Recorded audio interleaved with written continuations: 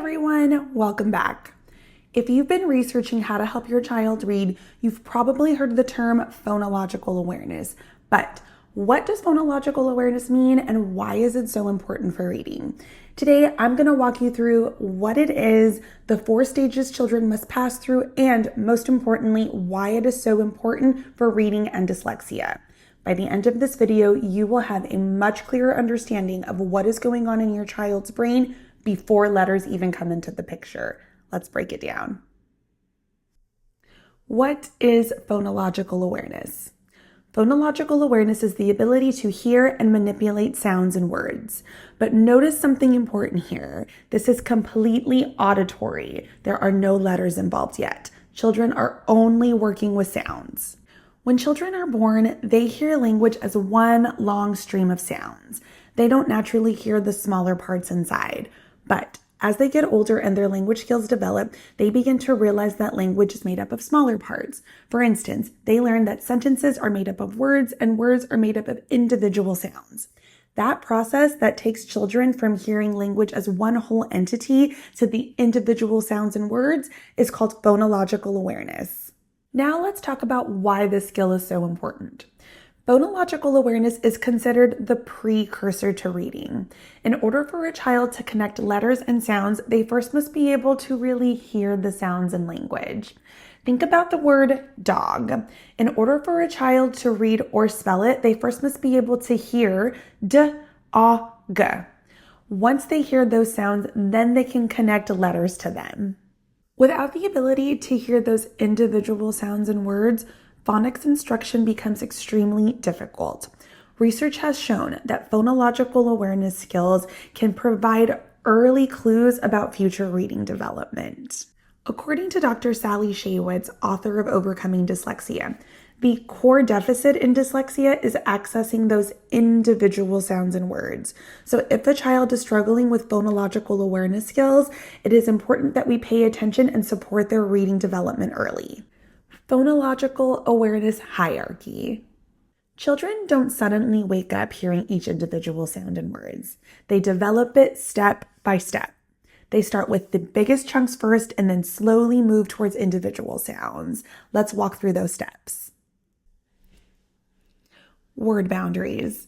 The very first realization children have is that sentences are made up of words.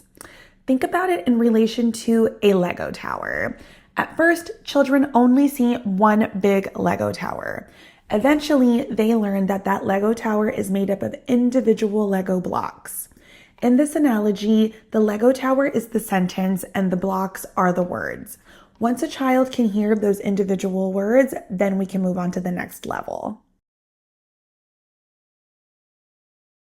Next, children begin to break words into syllables. For instance, snowman or basketball.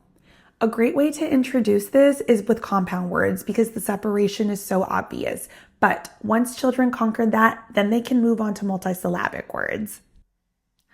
Onset and rhyme. Now children begin isolating even smaller parts of words. This stage is called onset and rhyme. Onset is the sound or sounds before the vowel, and rhyme is the vowel and everything that comes after.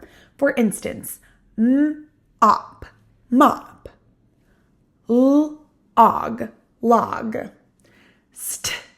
ick, stick. This is often children's very first experience isolating smaller parts of words, and it prepares them for the very next stage. The final stage of phonological awareness is isolating individual sounds and words. This is also known as phonemic awareness. For example, a child would be able to break apart the word slap into slap, but it doesn't stop there. Once they can isolate those sounds, they can also start manipulating them. For instance, taking the word slap and removing the sound s to make lap. Children may also add sounds, delete sounds, or substitute sounds. These are all very powerful activities for preparing your child to read. How phonological awareness supports literacy. When children practice phonological awareness skills, they are essentially practicing reading without the letters. Let's take a look at how these skills connect to literacy. Phonics. Phonics instruction requires two things: alphabet knowledge and phonemic awareness. Once children can isolate individual sounds and words, then they can start connecting letters to them.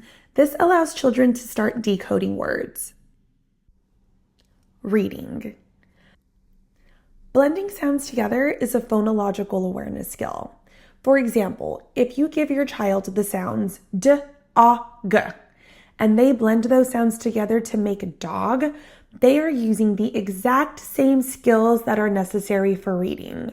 When a child reads, they sound out each individual sound and then blend them together to form the word. Spelling. Spelling uses the opposite phonological awareness skill, segmenting. If a child wants to spell the word tip, they first must be able to isolate each individual sound and then tie those sounds to letters. Phonological awareness is one of the most important early literacy skills that children develop. It takes children from spoken language to reading and writing. If you have any more questions about phonological awareness, feel free to drop it in the comments and follow along and subscribe to our YouTube channel. We break down the science of reading into practical, easy ways for you to support your child at home.